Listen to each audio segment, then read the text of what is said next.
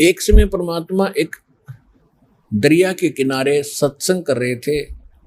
दरिया के किनारे ही उनका एक झोपड़ा था, कुटिया थी, वहाँ सत्संग किया करते थे। वहाँ हजारों की संख्या में इधर उधर से भक्त आकर के सत्संग सुनते थे, जो निर्धारित समय किया जाता था, महीने में, 2 महीने में, 6 महीने में। तो ऐसे ही एक नल और नील नाम के दोनों आपस में, ये मौसी के बेटे थे, यानी इनकी माताएं सगी बहन थी, और ये किसी देव प्रकोप से दोनों के दोनों मानसिक रोग से पीड़ित थे। शरीर में भी बहुत पीड़ा रहती थी, जिसकी उपचार के लिए वेदों के अतिरिक्त साधु संतों से भी आशीर्वाद प्राप्त इन्होंने खूब किए थे। और सभी ऋषि महर्षियों ने उनको बता दिया था कि नल और नील, बेटा ये तुम्हारे प्रारब्ध में, यानी तुम्हारी किस्मत में अंकित है ये कष्ट, और इसको बेटा आपने भोगना ही पड़ेगा, कोई विकल्प नहीं।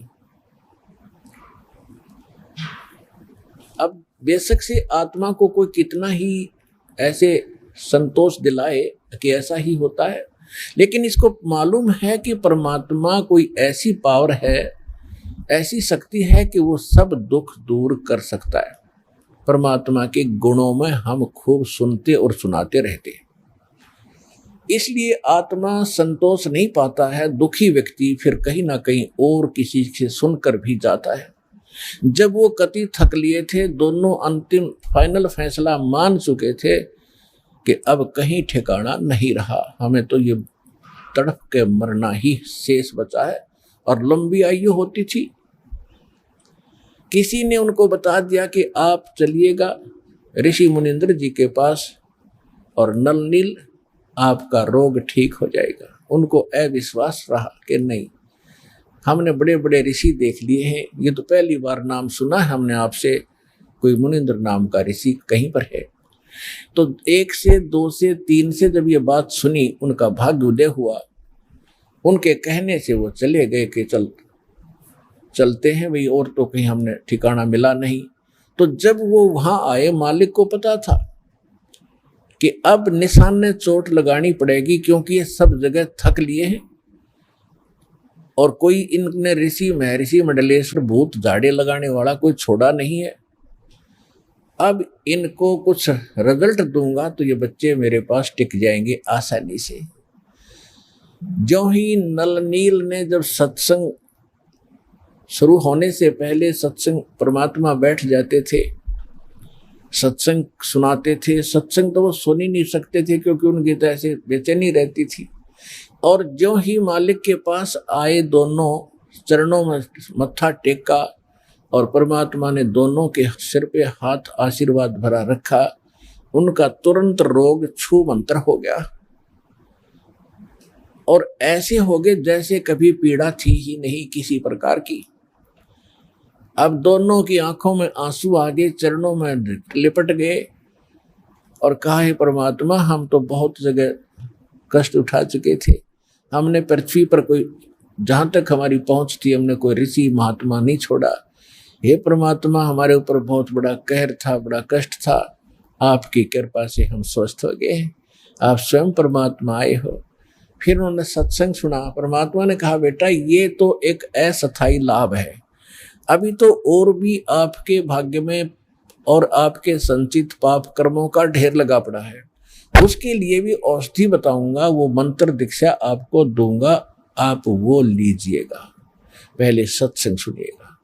फिर सत्संग सुना, दीक्षा ली, फिर गुण गाने लगे भगवान के, जो भी मिला उसी से कहें कि भगवान आए हैं, मुनिंद्र नहीं ये परमात्मा आए हैं, आप चलो। फिर उनकी कोई नहीं माने, क्योंकि लोग सुखी थे, केवल दुखी मानता है। तो कुछ दिनों के बाद क्या हुआ कि जैसे आप यहाँ देखते हो, उसका चित्रार्थ सारा ही आप देख सकते हो दृश्य। यहाँ पर आप देखते हो 80% भक्त दुखी आते हैं, काल के पीड़े हुए आते हैं, कर्मों के पीटे हुए आते हैं, और क्या हालत में आते हैं। कोई स्ट्रेचर पर आता है, किसी को कैंसर है, आत्मा हमारी मानती है कि परमात्मा अज्ञानता में आपके बच्चे कितना कष्ट पा गए, पहले इन्होंने गलतियां की, पाप इकट्ठे किए, अब काल ने इनके सिर पर रख दिया कि इनको भोगो। परमात्मा अपने बिना अपने के दुख न कौन जानेगा। अगर आप भी नहीं इनको राहत दोगे तो ये कहाँ जाएंगे। दास उसका नौकर है, दास उसका पियन है, चपड़ासी है। परमपिता कबीर भगवान का आपकी अर्जी उसकी टेबल पर रख देता हूँ, वो तो जानी जान है किसकी स्वीकार करनी है किसकी ना करनी है, उसके इसके दिल में दोष है, कौन सच्चे आत्मा से पुकार रहा है, वो मालिक देखता है। दास की अर्जी यही होती है कि उसकी चरणों में आपकी पुकार अवश्य पहुंचाता हूं। जब देखता हूं उनकी हालत कि आप बिना सुख देने वाला मालिक ना कोई हुआ ना होगा, आपके दरबार में सुख नहीं है तो दाता फिर कहाँ से प्राप्त होगा। तो हम जितनी अर्जी लगा सकते हैं, जैसी हमारी अकल काम करती है, लगाते हैं। सुनना दाता कबीर भगवान ने है और वो अवश्य सुनते हैं। ये सुख सागर है, ये दयालु भगवान, ये रहीम है, राम रहीम यही है। तो इसी प्रकार वहां आते थे, कई कई दिन रुक जाते थे, स्वाभाविक, क्योंकि वहां एक न्यारी शांति मिलती है। संसारिक कष्टों से, जो समस्याओं से मन हटकर एक मालिक पर लग जाता है। इसलिए कोई 2 दिन सत्संग में, कोई 1 दिन, कोई 3-3, 4-4 दिन का सत्संग भगवान कर दिया करते थे। तो परमात्मा कहा करते थे, बेटा जो गरीब असहाय व्यक्ति हैं, बीमार हैं, रोगी हैं, वृद्ध हैं, यहाँ कई कई दिन रुकते हैं तो उनके बर्तन साफ करो, उनके कपड़े धोया करो, ताकि उनकी आत्मा खुश हो और तुम्हें सेवा का फल मिले, ताकि तुम्हारे ऊपर जो कष्ट है वो ना आए। क्योंकि हमारे जो अंतःकरण में हमारे जो पाप कर्म वो कई प्रकार से साफ होंगे। कुछ तो ऐसे प्रकार के पाप कर्म हैं जो संत के आशीर्वाद मात्र से समाप्त हो जाते हैं। कुछ ऐसे पाप हैं जो कि आपको प्रणाम आदि, दंडवत आदि करने से राहत मिलेगी। कुछ ऐसे पाप हैं जो आपने दान धर्म यज्ञ हवन पाठ आदि ही करवाना पड़ेगा, वही विकल्प है उनका, वो भी आपने करना ही पड़ेगा। उसके बाद फिर कुछ ऐसे पाप हैं जो सेवा करनी होती है, सेवा से भी कटते हैं।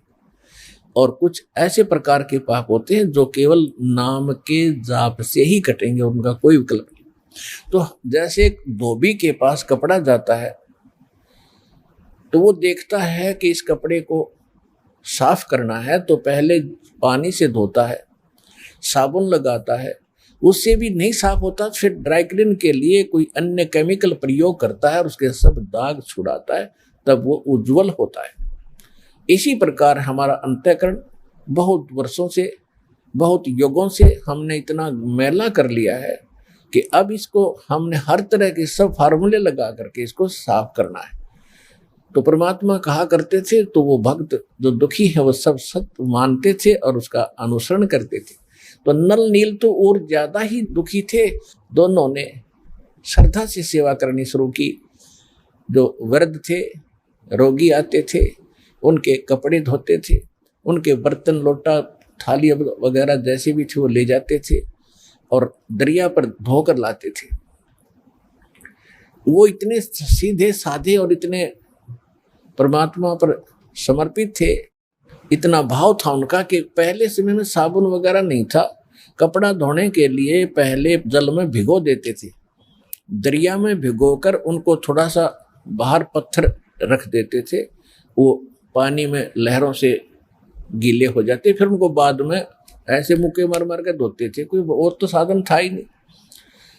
और बर्तनों को भी ऐसे पहले भिगोकर थोड़ी देर के बाद धोने के लिए किनारे रख देते थे और तब तक वो बैठ जाते थे वृक्ष के नीचे और चर्चा करते थे सत्संग में सुनाई कथाओं का, और फिर अपने दुखों के बारे में कहते थे, ओहो हमें तो भगवान मिल गए और सच्चा ज्ञान मिल गया और सही मंत्र मिल गए, ओहो बड़ा कल्याण हुआ, बड़ी दया करी परमात्मा ने, देखो आज सत्संग में ऐसे सुना रहे थे परमात्मा, सारी सत्य है।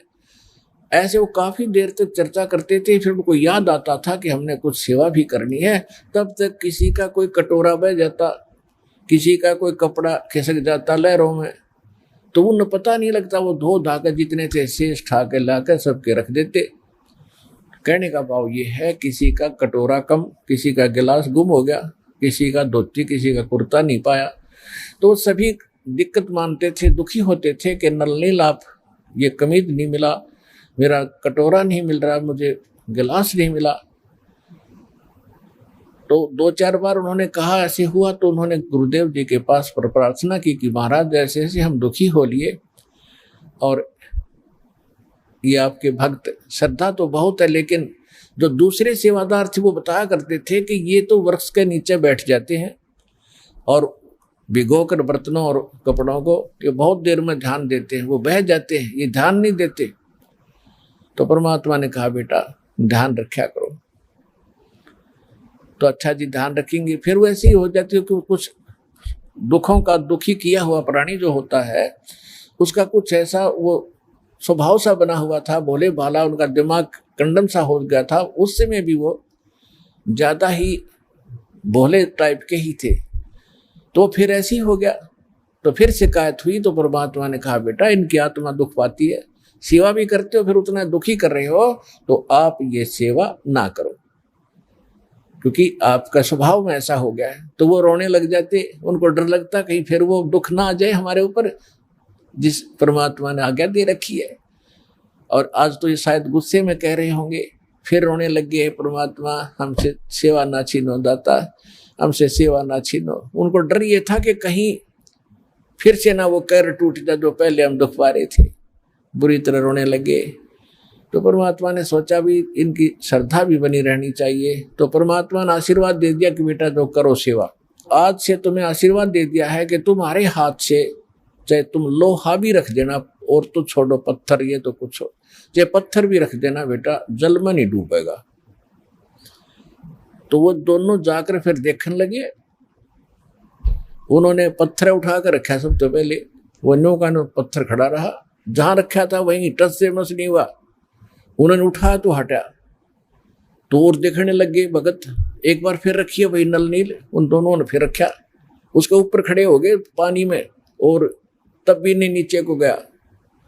तो सब जगह होने लगी वे नलनील, मतलब बहुत भगवान ने शक्ति दे दी। तो इस प्रकार फिर वो क्या करते थे, जो भी कपड़ा जहां रख दिया पानी में, जिस सतर में डबो कर रख दिया तो वही रहा वो। चाहे उसमें कांसी के थाली बेले होते थे, कांसी धातु के, और कांसी तो अमूमन डूबती है पानी में, तो वो भी रख दिया तो वो भी नहीं डूबा। तो इस प्रकार ये जो उनको शक्ति प्राप्त हुई थी, कबीर परमेश्वर उर्फ मुनिंद्र जी की रजा से वो शक्ति, वो सिद्धि प्राप्त थी, जिस कारण से समुद्र पर वो पत्थर नहीं डूबते थे।